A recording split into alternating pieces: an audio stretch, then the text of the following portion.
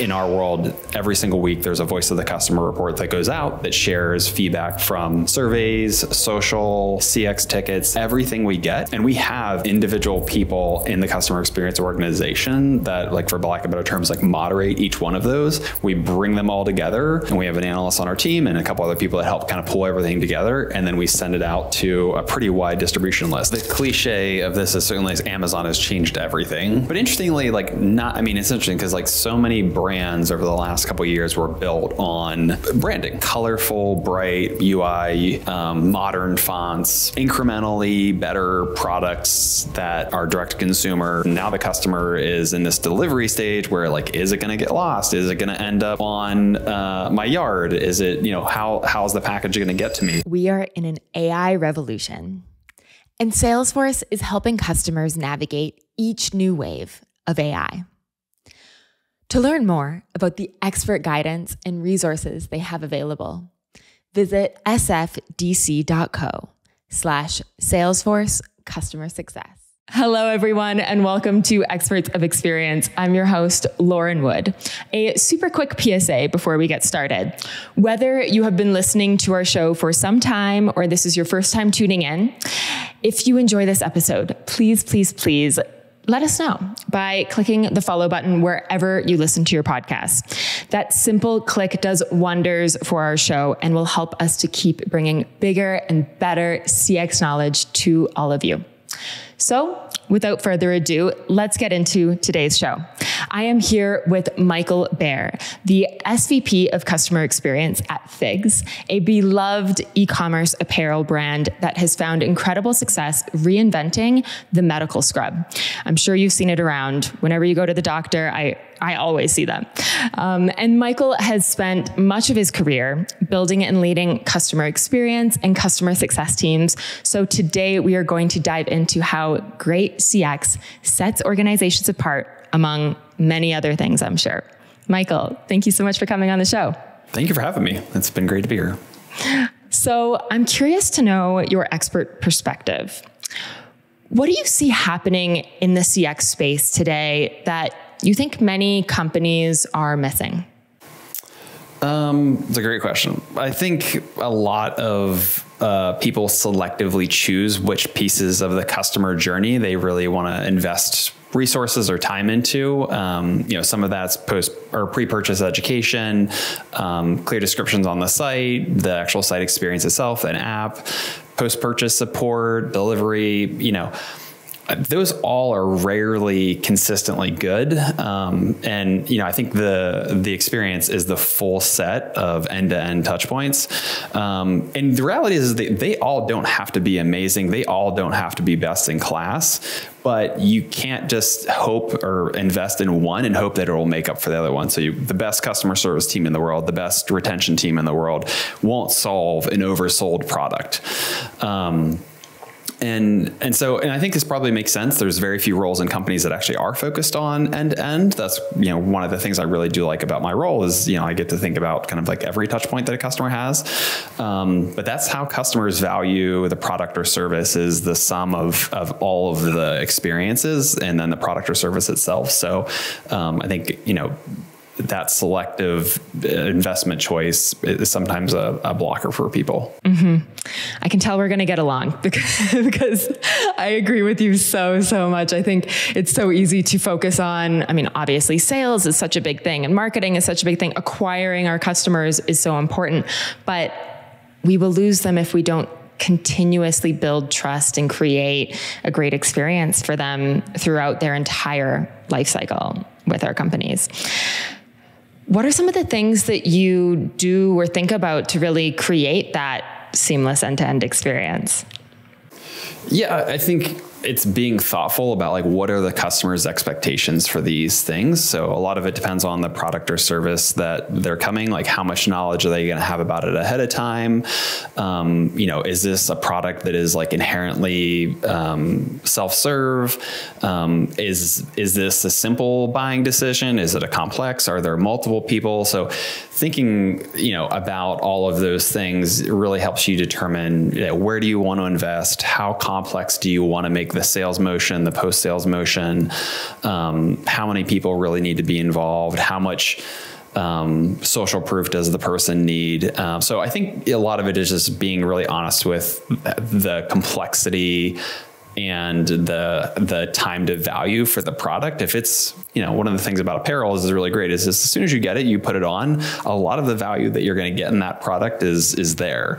Now you might get other things like first time you wear it out and someone gives you a compliment, or first time, someone else, kind of sees you in it. There might be some kind of like social, pros that happen with it, but that's very different than like a SaaS product, which usually there's this kind of peak that happens during the sales cycle. You go through implementation, that drops off, and then you're trying to like bring that back up.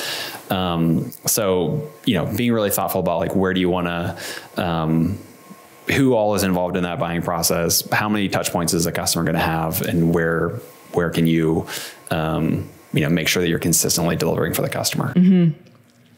So when it comes to e-commerce, I actually think you might be the first customer experience e-commerce leader that we've had on the show. And I'm really curious to know, what are some of the key elements that you think about or that you think are really important in creating a great customer experience in an e-commerce setting? Yeah. So I think of like three kind of main stages for the e-commerce experience. There's the on-site experience, there's the shipping and delivery experience, and then there's kind of like the support experience if the person needs it. So on-site, that's clear descriptions, that's help center articles, that's self-serve tools, that's FAQs, reviews, all of the things that all of us that are shopping on our phone every single day are looking at and determining like, hey, do I want this product or not? And then I think that's honestly where most people start. If they get into a checkout and they've paid, great, I'm done. That unfortunately is not the end of the story for most people, because then there's this, either if you're Amazon, it's 1 or 2 day window, or if you're other companies that are trying to manage costs, it's sometimes 5, 10, 15 day window where now the customer is in this delivery stage where like, is it going to get lost? Is it going to end up on my yard? Is it, how's the package going to get to me? Then there's the unboxing experience. Like all of those things, those really do impact how happy or sad is the customer going to be once they get the product. And then of course, after that, you have your support function, anything that the customer needs kind of related to the product. So I think about it in those kind of three buckets. And, the first is where it gets a lot of resources, and the other two are kind of often like how like cheaply can we do these, and how cost containment can we keep it? But they're all three really important. Mm-hmm. When it comes to those other two, the shipping and the support piece, what do you think is often done incorrectly? Like, where do you see companies kind of missing an opportunity? Yeah. So I would say on the shipping one, yeah. So I think whether people think about it or not, there's a decent amount of like branding that goes into shipping services. Like everyone knows FedEx and UPS. Everyone has familiarity with those tracking links. And there's a lot you can do around it. Like in that time frame, you can, help educate the customer more on the product. Once they get it, help them, if it's apparel, help them style it better. If it's, things that maybe they want to learn about the product. There's some great tools out there that can keep just customers better informed of the status of the package, particularly if you're shipping internationally. Like that is going to go through a lot of stages, and keeping the customer confident that that package is going to get there and is going through a normal cycle is really important. So I think those are super important. And then the support function, I think I could talk about this like endlessly, but, making sure that you're available in the channels that your customers want to talk to you, and not just the ones that you've decided that they want to talk to you on. Making sure that you're being really resolution focused with those, and investing and resourcing the team to resolve customers' inquiries and questions as quickly and easily as possible. There's a lot around customer effort right now that I think is so very true, because sometimes I'll have conversations with people on my team who we'll review the responses to customers, and we have some people on our team that have masters in fine writing, and it's interesting because they write these like incredible, arguably novels to customers, and I've seen this over my career. And I'm like, hey, when you get an email from a company, what are you looking for? They're like, the solution or the resolution that they're offering. I'm like, they don't read anything else. And I know that kills you, but like you're trying to be really efficient with your words, get to the point, if you can, most importantly, solve the person's problem, because that's what someone wants from a support person more than anything, is like solve the problem that I asked you to. Mm-hmm. Looking at that effort in every single way, I'm so happy to see that customer effort is getting the attention that it is of late, because just like you say, it's not only, okay, how many clicks do they have to make, but it's also how many lines do they have to read? We are in a world where our attention spans are very short and they are dwindling, and we want immediate answers as quickly as possible. And we don't want to have to try to get those answers. Like, customers expect a lot. I'm curious to know, in your experience, because you've been in this space for your entire career, how have you seen that shift? Like, where would you say that the consumer is today in relation to their desire for reduced effort compared to the past? Yeah. I mean, the cliche of this is certainly Amazon has changed everything. But interestingly, it's interesting because like so many brands over the last couple of years were built on branding. So, colorful, bright UI, modern fonts, incrementally better products that are direct to consumer. And, I don't know how much that's going to be in the future, but like, if you think about like Amazon, like the UI is not great. The website itself, like they don't invest a lot of resources. They invest everything into the actual experience and ensuring that like it's easy for you to shop. You can come back and buy easily. You get your packages quickly.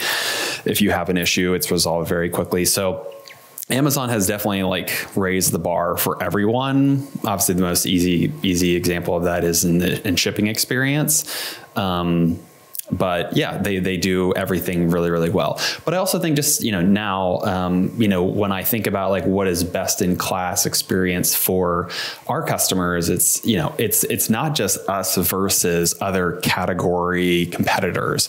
It's every e-commerce experience they have with another company. So if they buy their shoes from Nike, if they buy their leggings from Athleta, if they buy workout gear from Aloe, they have an experience with every single one of those companies, and that is the comparison that you are now against. So I really think about every single e-commerce company and every single experience that a customer has sets that expectation for the customer, and that is what they hold you to. Mm-hmm. It's a really, really good point. It's not only our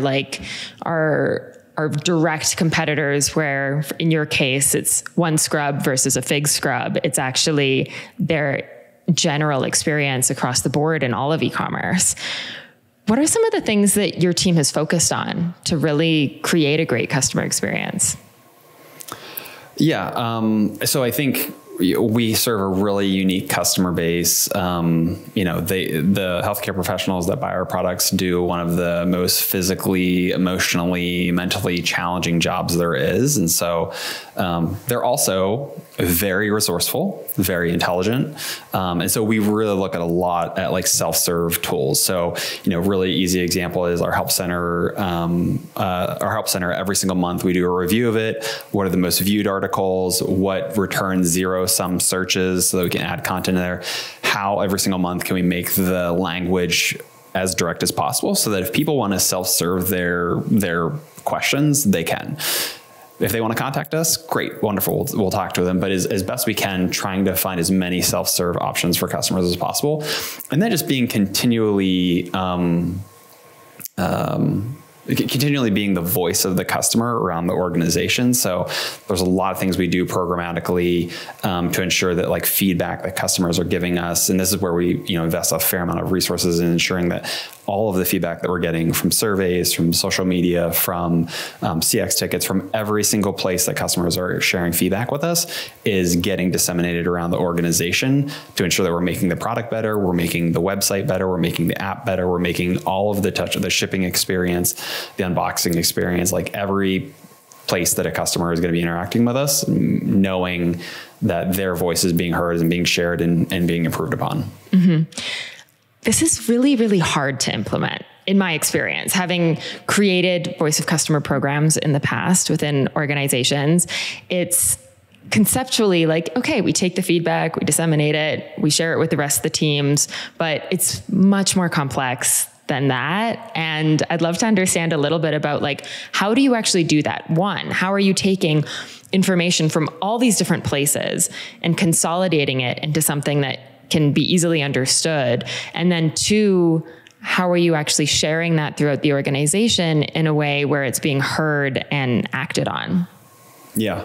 So I think there's like one aspect of it, which is, does your organization value and have a culture for customer feedback? Obviously a lot of companies say that they're very customer focused. And, the reality is what they're really focused on is like continuing to have revenue and continuing to have customers that pay them. They're not actually interested in the customers that they serve. I've really benefited from, I've worked for a couple organizations where the CEOs and the leadership team were the most customer focused people we had, and that permeated down. And that is like a massive tailwind to any like CX leaders. I've also worked for companies where it was clearly just writing on the wall, and that was not as much of a focus. So there is some aspect of it is like your organization has to value that, and your leadership has to be part of the culture. Functionally, how you do it is being, I would say, consistent, like having a voice of the customer program that's consistent, expected, and actionable. There has to be some as close to the moment as possible feedback mechanism. So, in our world, every single week, there's a voice of the customer report that goes out that shares feedback from surveys, social, CX tickets, everything we get. And we have individual people in the customer experience organization that, like, for lack of better terms, like moderate each one of those. We bring them all together, and we have an analyst on our team and a couple other people that help kind of pull everything together. And then we send it out to a pretty wide distribution list. I've always really kind of thought about this as like, if I were writing a newsletter for a mass audience and I wanted to have a really high open rate and have something that was engaging, writing the voice of the customer deck is that. And so it's got to be, like I said, consistent. People need to know it's coming, and people are going to be held to understanding what it means, and actionable. Like have firm opinions on like what you're reading. So, as much as you can use data, but then there's a lot of things like social feedback is a great example of something that like is going to probably be a little bit more anecdotal by nature, but sharing customer verbatims is super important. Sharing the data where you have it, giving recommendations.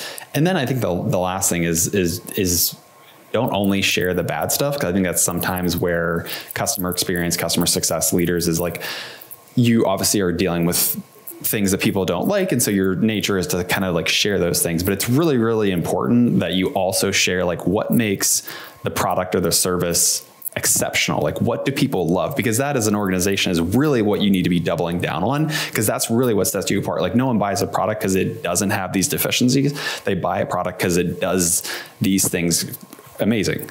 And so I think, as much as you can, trying to insert those positive pieces of the product or service as well, and making sure that everyone knows like, hey, when customers love our product, here's what they love. And when they don't love our product, here's what they don't love. And let's try to, do more of these and try to eliminate those. Mm-hmm. It's really putting your marketing hat on. Yeah, right. Totally. And like being a marketer to your internal organization.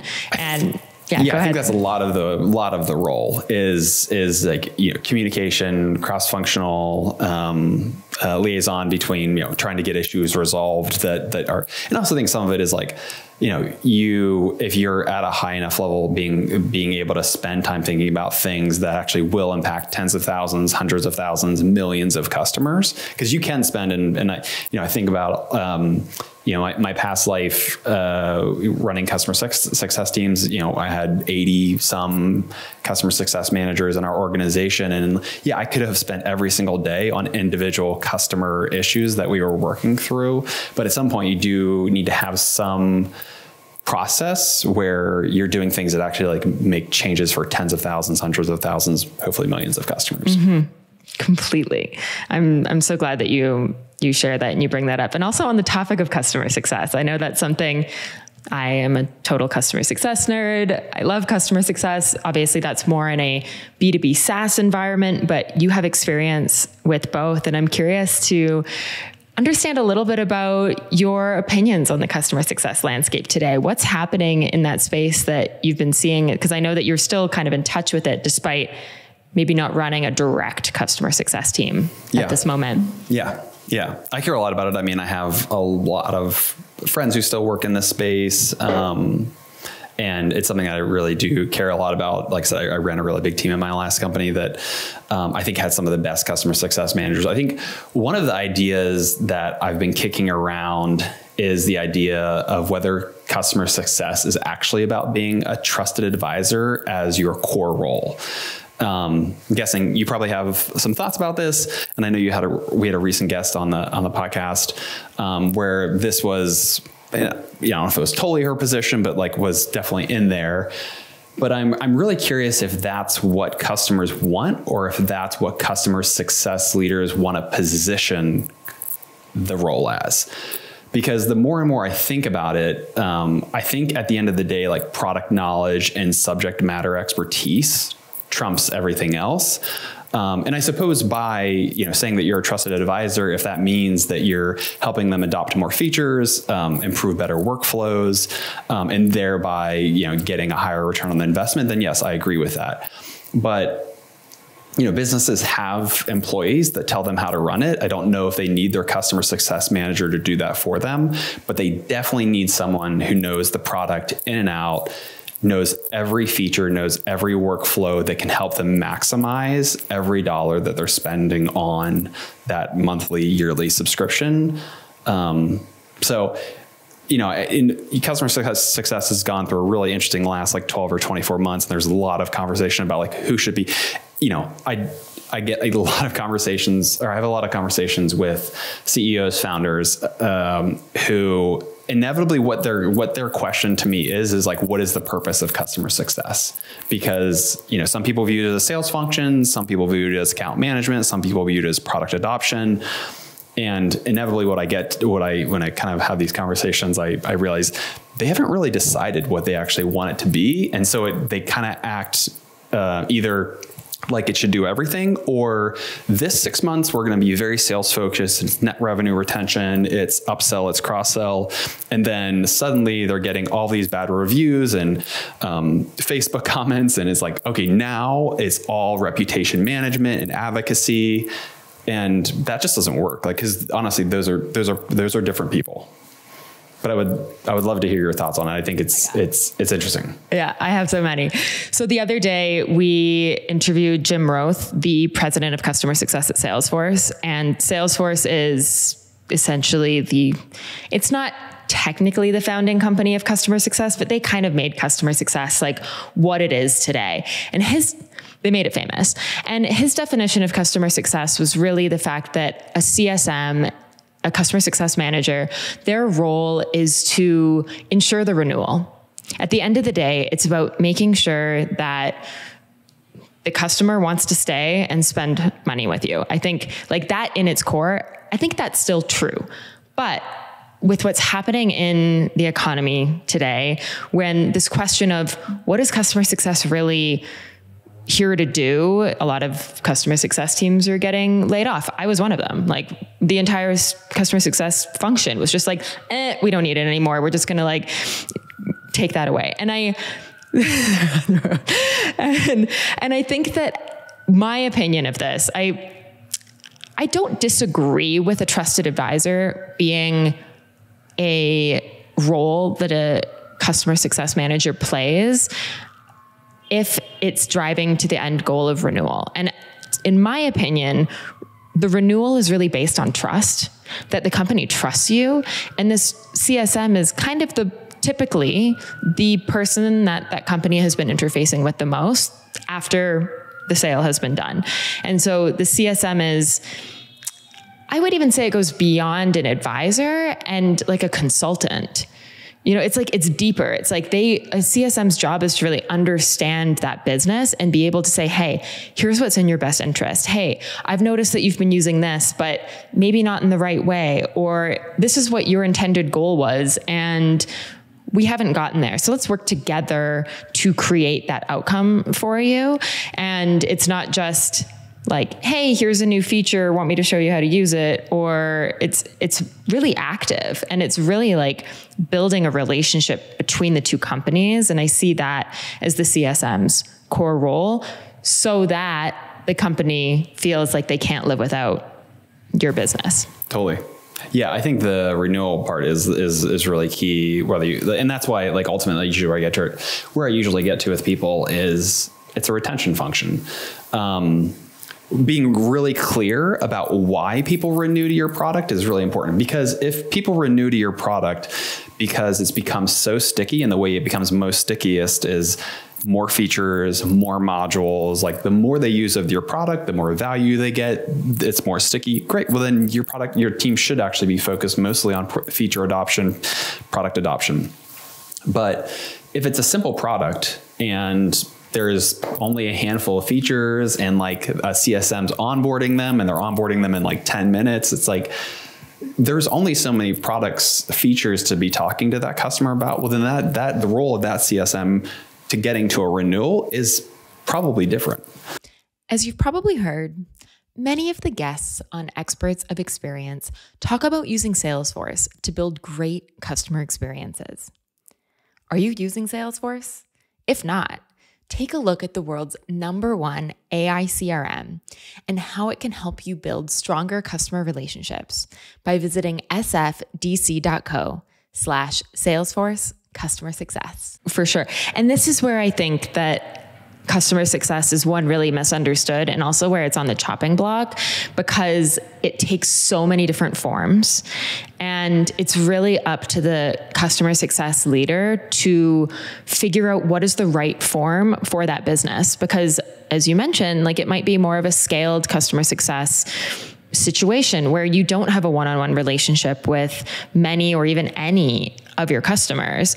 And then it's really, how do you take more of a data-driven approach and an automated approach to provide that consultation that's really going to build trust and drive the renewal or the continuation, or even better, increase of business with your customer.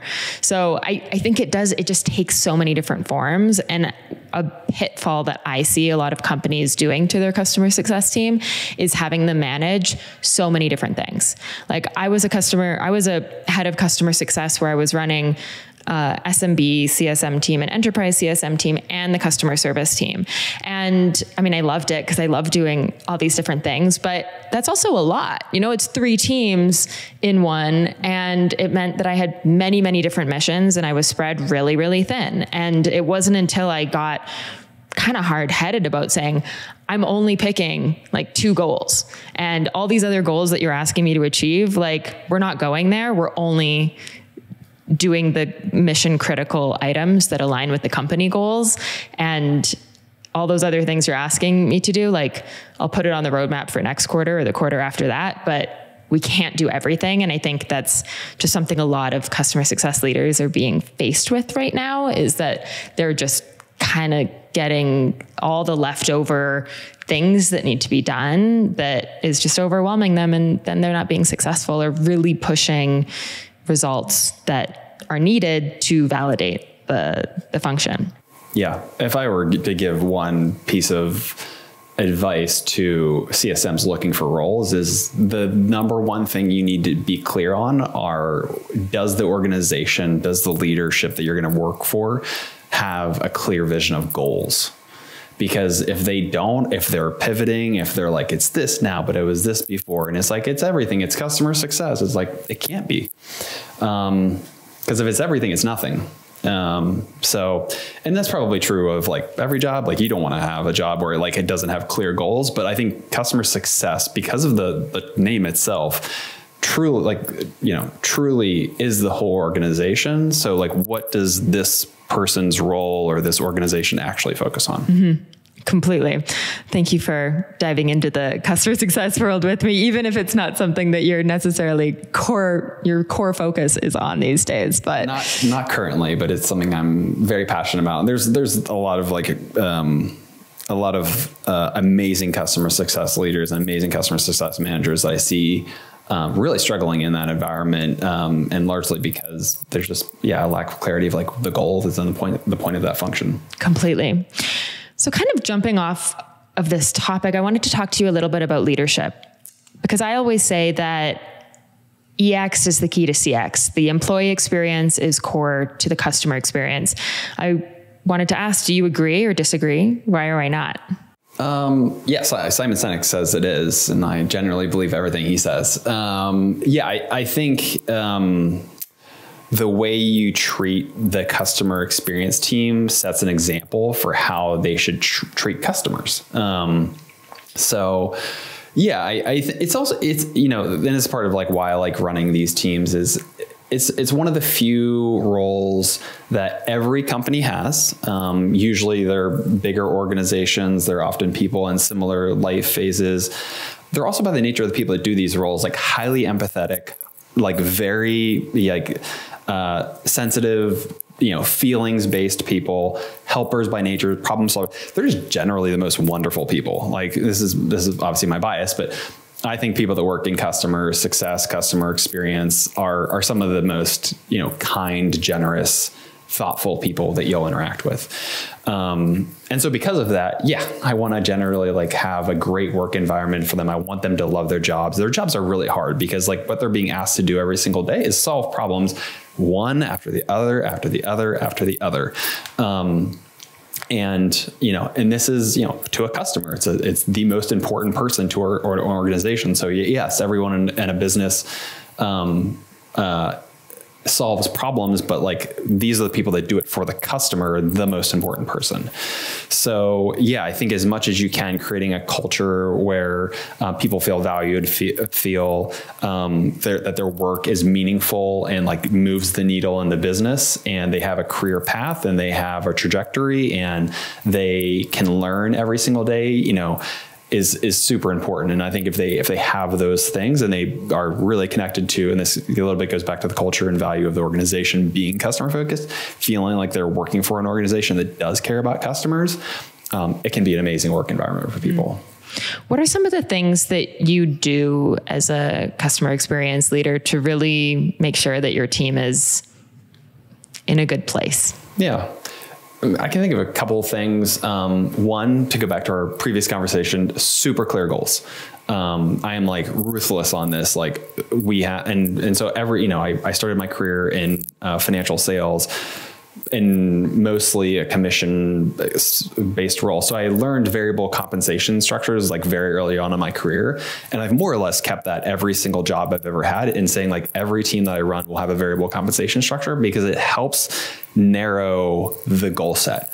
If I put goals in front of you that are associated with your variable compensation, it really does help like focus in on like what are the things that are most important. So I try to make sure that we have very clear goals. We communicate them every single day. We have a daily dashboard. I've done this for a decade straight now. A daily email that goes out that shows everyone's stats, everyone's metrics, reaffirms every single day what is the metric that we're shooting for these individual goals. So again, back to that consistency expected. So trying to do that. Having culture teams, like I think it's really super important. Having a team of peers, I can't run the culture team for my organization. Like they don't want to hang out with me.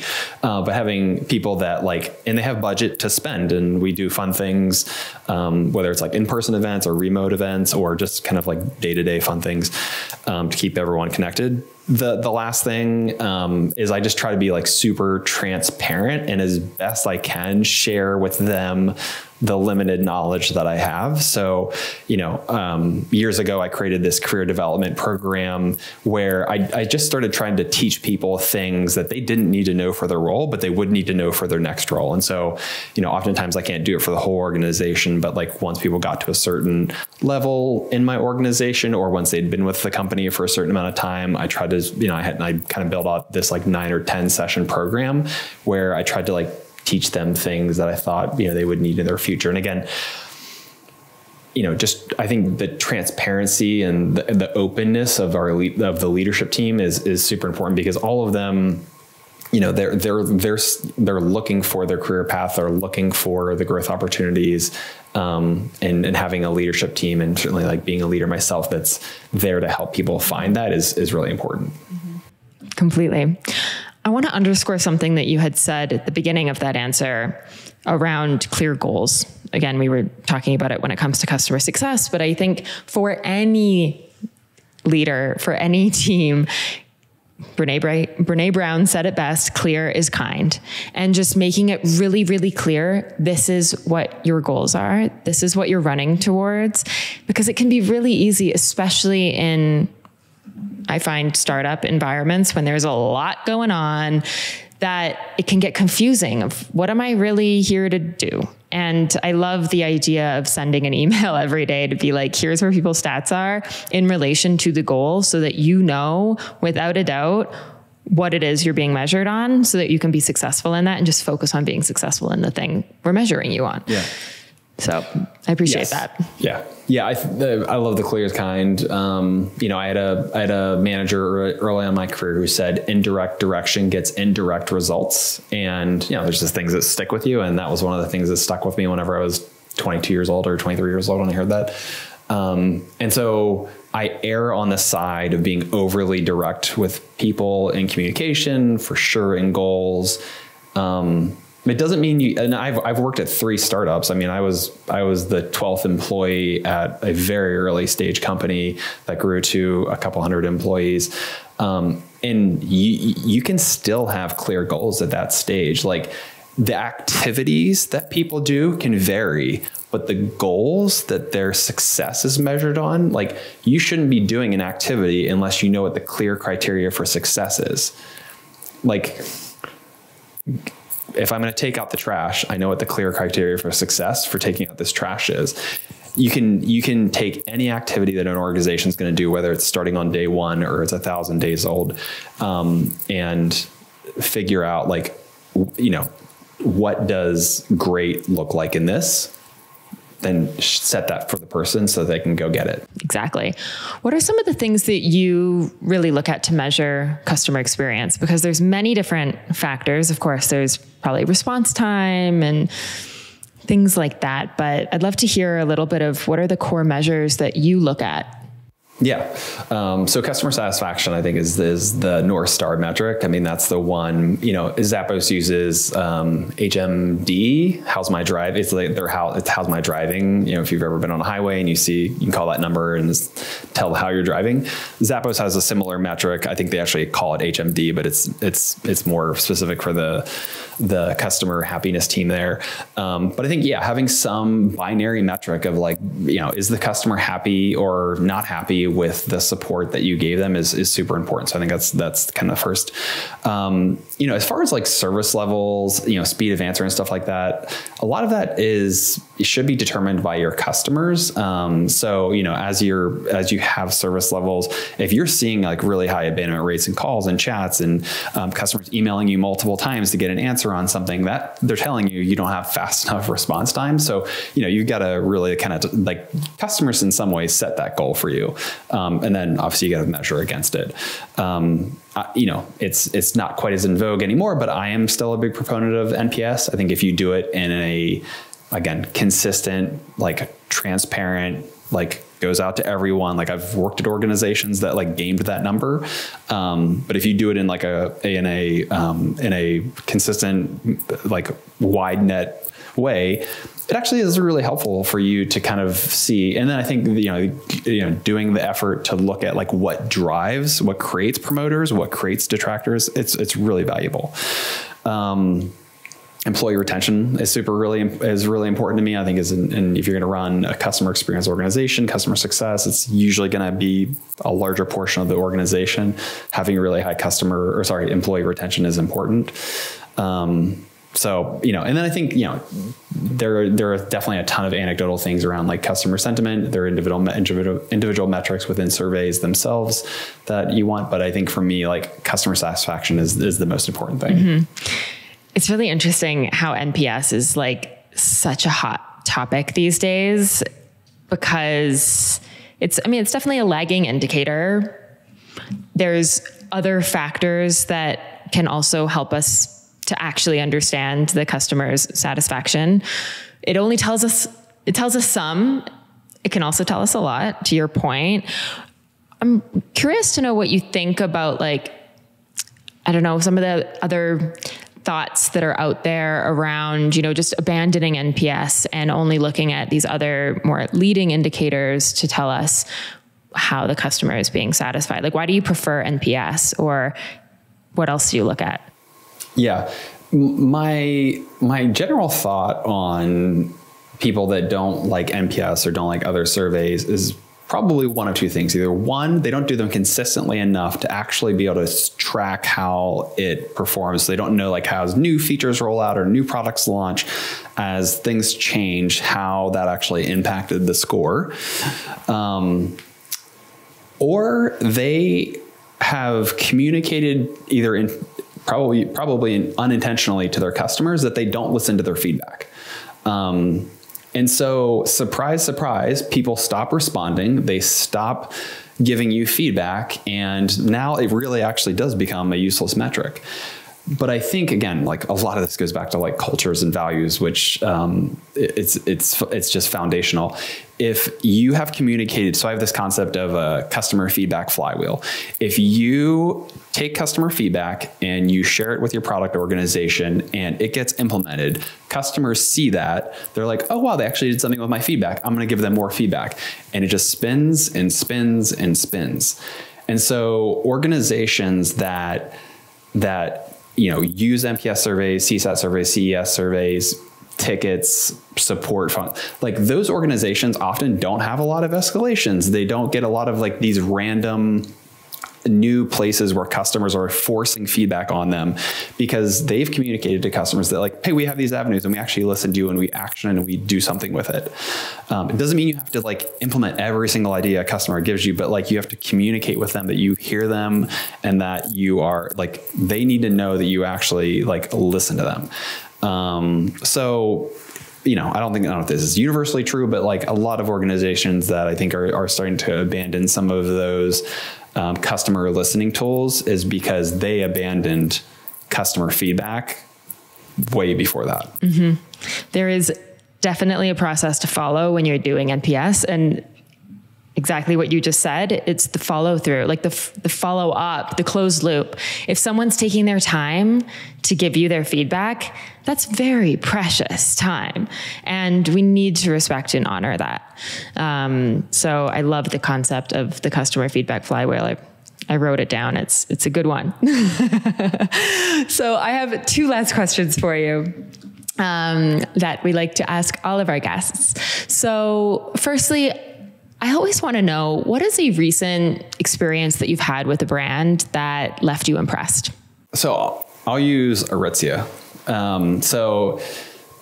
My wife wanted to get a new coat. We were at the mall, and we went into Aritzia, and outside of it being the kind of Gen Z millennial woman's mecca of fashion, it is incredible how thoughtful they've designed the in-store experience to not be just great for the shopper, but for everyone who's around it. So when I walked into Aritzia, they had a video game that my son could play, and I actually had to drag him away from it. And it was a Aritzia game. And I was like, did they design their own video game?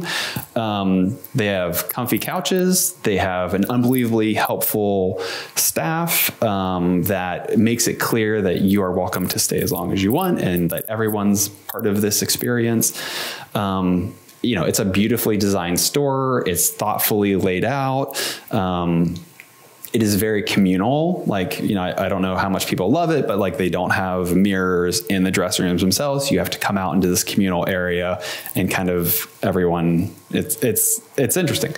But I think what I thought about kind of being in there, it was one of the first times I ever like went into a store, and that wasn't for me, that I wasn't thinking about leaving. Like I said, my son was really enjoying the video game. I was comfortable. Like we could have spent as much time as we were on there. So it really had me thinking about like, they've thought a lot about that. Like the person who wears their clothes is not the only person who decides here. How do I make this experience great for everyone who comes in? Mm-hmm. You recently launched a retail store with Figs. Yes. Yeah. A couple months ago. Interesting. So how has that experience been? I am asking you more than 2 questions now because I wanted to double click on this, but how has that experience been moving from e-commerce into retail? And what are some of the key things that you've really had to like adjust in your customer experience approach? Yeah, we've, historically we've had pop-ups, we've had, short-term, in-person retail experiences that have been incredible. Lines around the corners, people flying in from all over to have an opportunity to actually like shop Figs in person. So, I had an expectation that it would be really successful, and it's been all of that. We're at a really popular mall in Century City, which is in Los Angeles. And there will be lines out the door to get into the Fig store. This was our first permanent retail. We're obviously like learning a ton about the layout and what's needed and product availability and, kind of what our customers expect when they walk into it. We'll have more to come, and we'll use all of those learnings to make those future retail experiences even better. But it's been really exciting to have something like, physical always there that customers can go to and be a destination for people that are coming to Los Angeles that are kind of brand loyalists and brand evangelists and for them to be excited to like have the Fig store be one of their stops. Cool. What is some of the things that you've done in that store to make it really feel like Figs, to like really pull the brand into the experience? Yeah, I think because we only make products for healthcare professionals, we can be, and we've always been this way, and this is true of the website and everything, we can be really intentional with the branding. So we have a pill wall. We have just features and aesthetics that are in the retail setting that are very specific to a healthcare professional's nomenclature. We do this in a bunch of different places. Like the email for our customer experience team is stat@wearfigs.com. And so we intentionally try to find places where their language, their visuals, their day-to-day kind of nomenclature we can use in the retail setting and everywhere in their experience. Awesome. Well, I live in LA, so I'll definitely go and check it out next time I'm in Century City. Fun. It's right between See's Candy too, so you can get your candy fix right next door. Okay, great. And there's a Din Fai Tong. Yeah. It's so good. It's the best dumplings. Also, they will have a line too. Exactly. All right. Actual last question for you. What is one piece of advice that you think every customer experience leader should hear? That's a good one. I would say die on the hill for your customers. I think your role in an organization, if you're a customer experience leader, is to be the voice of the customer in the organizations. And, we talked about this a little bit earlier, and, a lot of organizations will say they care about customers, and hopefully a lot do, but there's some that just care that they keep buying. I think that is a hill that's worth dying on. We've been trading quotes, but Tim Cook has an amazing quote that in the long arc of time, you're only relevant if customers love you. And I think as a customer experience leader, that you have to like force that culture and force that value in the organization, because that is the only way that company will become great. There's a lot of hills everyone can die on, but the one I will always go down for is customers. Mm-hmm. And that's what makes a great customer experience. When they feel like you are thinking in their best interest and you really have them in mind, that's what builds that super sticky connection. And the sales will follow. Well, thank you so much for coming on the show and sharing your wealth of CX and customer success knowledge with us. I've really enjoyed it. Salesforce Customer 360 is the world's #1 AI CRM, helping companies build stronger customer relationships, drive faster time to value, and innovate with every technology wave. Learn more about their expert resources and support at sfdc.co/Salesforce Customer Success.